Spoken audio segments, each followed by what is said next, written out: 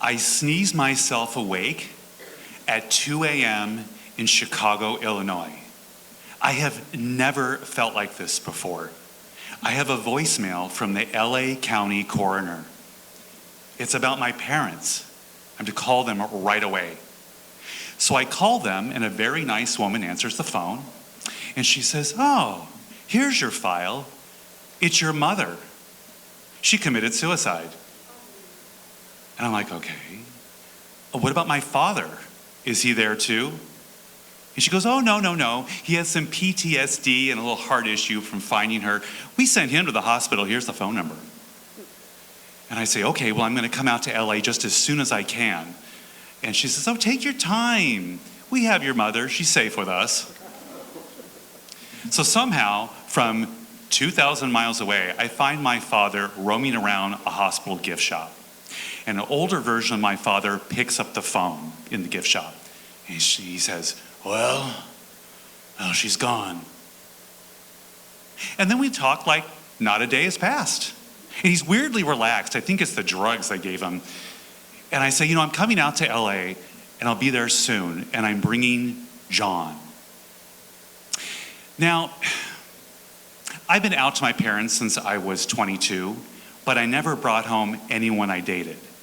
I mean, it's one thing to say you're gay, but another thing to say, this is the guy I'm gay with. I mean, I was nervous about wrapping up the loose ends of my mother's life and seeing my aged father for the first time in a long time. But I was also kind of nervous about bringing a boyfriend home for the first time at 46 years old. Now, full disclosure, I have only come home 5 times since 1991. And because of my mother's mental illness, my relationship with my father suffered. She made sure that I had to go through her to get to him. She liked to play gatekeeper. And I think to myself, did I not do enough to save this relationship with my father? I mean, did it end and I don't know it?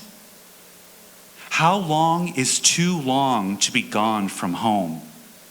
And will he accept the man I've become?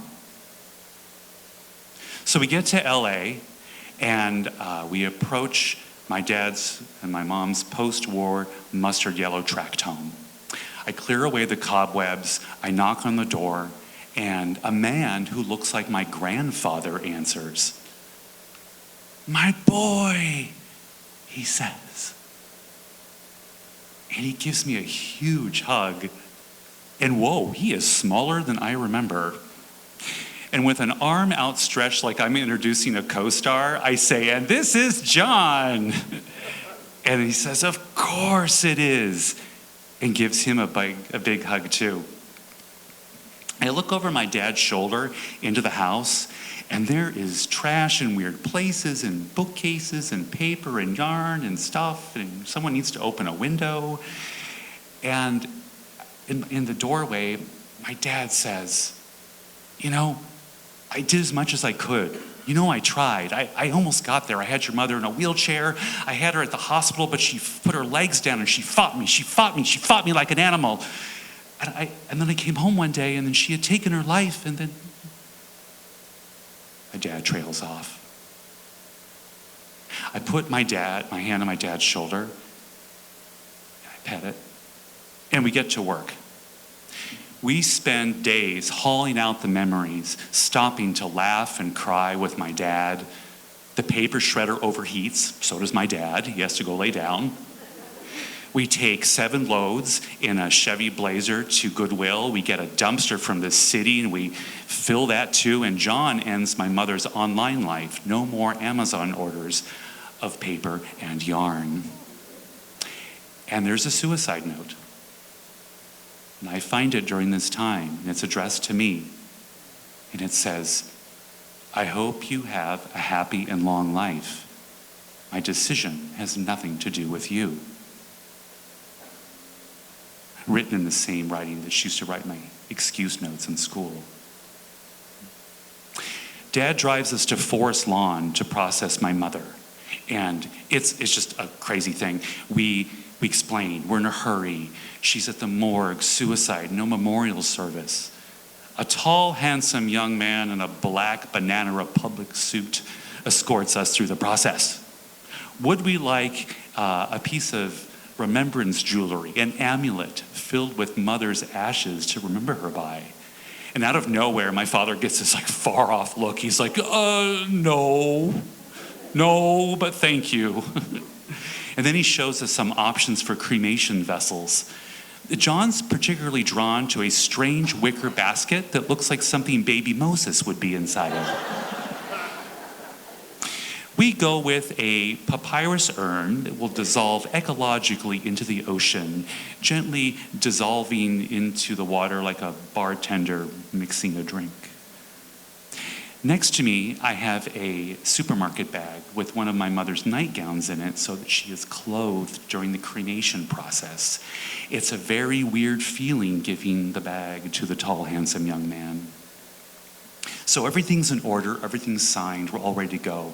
And the tall, handsome young man in the black Banana Republic suit says, well, all right, we are all done. Who wants to go out with Captain Lee?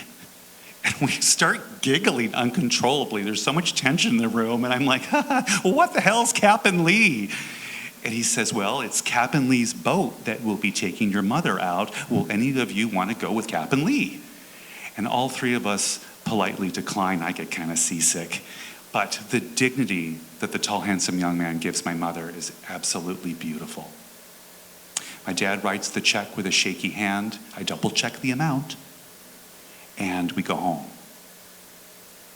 Now, this entire trip, I called my father Dad. I've never called him Dad in my entire life. My mother insisted that I use their first names forever. And it was so snotty. And I had to defend it for years. But I call him Dad. It has such a great ring to it. I feel more like his son. I feel like he likes it. So it's time to go back to Chicago, and I don't want to go. And I give my dad a hug, and I walk to the car, and then John follows me to the car, and then my dad says, hey, where's my hug? He lost his wife, but gained a son-in-law and a grand-dog. And I now know more of what it's like to be a son, feeling his acceptance in every hug. Thank you.